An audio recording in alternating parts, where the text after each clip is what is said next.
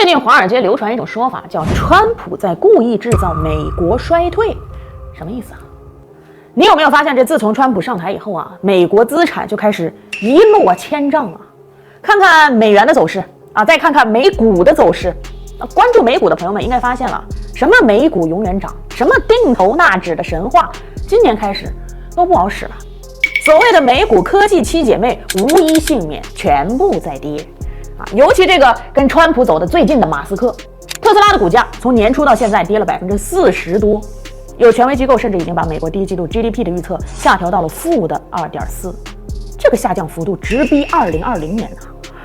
这里我插一句啊，看空美股的这件事儿，我们在开年的大预测里可是放在第一个来讲的，我就要提出第一个风险。这个位置的美股短期向上的空间我觉得不大，但是往下的空间可是辽阔的很呐，赔率不划算，大伙儿谨慎一些。不敢说敢为人先，但可绝对没有马后炮。那今天我们就来继续深入这个话题，美股暴跌的背后，美国经济真的要衰退了吗？川普故意制造衰退啊，这个说法是怎么来的呢？首先你看啊，他上台之后明知道美国面临高通胀，还故意加关税，让美国人花更多的钱去买东西。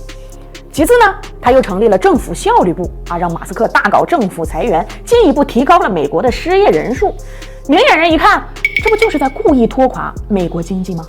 川普真有那么傻？至少我是不相信的。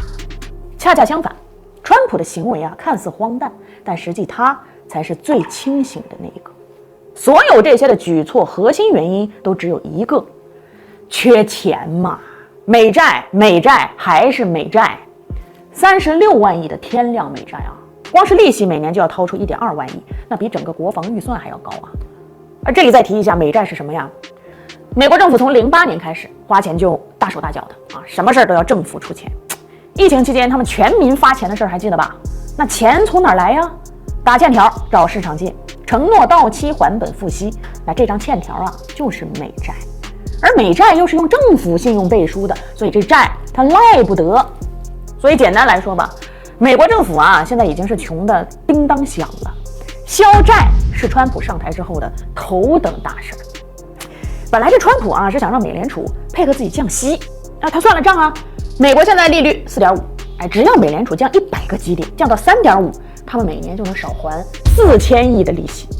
然而美联储和他的立场不一样啊，他才不管你政府欠了多少钱，他看的是什么？通胀和经济。通胀没有降到2%，经济也还没有衰退，那我就不能降息，直接给他甩脸子。那这川普也急了啊，先是放话要换掉美联储主席，让鲍威尔下台，后边又让马斯克3天2头的炮轰美联储啊，一会儿转发解散美联储的帖子，一会儿又去查美联储的账。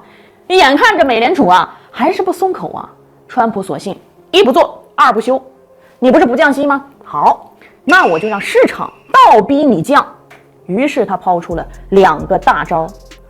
第一招，先砍掉1万亿的政府开支。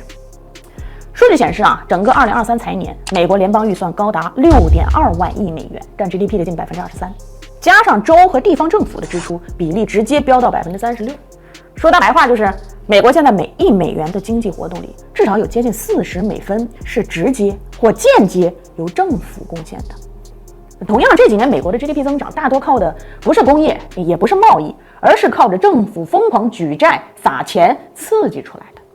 而川普如果今年缩减了1万亿的政府开支，经济增速可不就得萎缩了？到那时候你美联储降不降息？第二招，关税大棒。以前美国啊只跟一个国家干，那还好说。现在的川普是打算跟全世界干，给加拿大加税，给欧盟加税啊，给墨西哥加税。但加关税不是单向的呀，你加完别人也会还给你啊，这就只会导致美国物价飙升，老百姓钱包缩水，本土企业利润下滑，裁员潮来袭。那问题来了，美联储会不会降息呢？看历史数据。08年金融危机的时候，美联储连续降息10次，下调了500个基点，从5.25%砸到接近零利率。在2020年新冠疫情期间，美联储也是故技重施，直降150个基点来挽救经济。结合这些情况，机构们已经达成了共识：如果经济再继续恶化，美联储大概率会在今年6月开启降息。所以，与其说川普是在故意制造衰退，不如说他的操作是一种刮骨疗伤，因为他提前预见了美国的衰退其实是不可避免的，还不如趁此时机釜底抽薪，主动把杠杆降下来。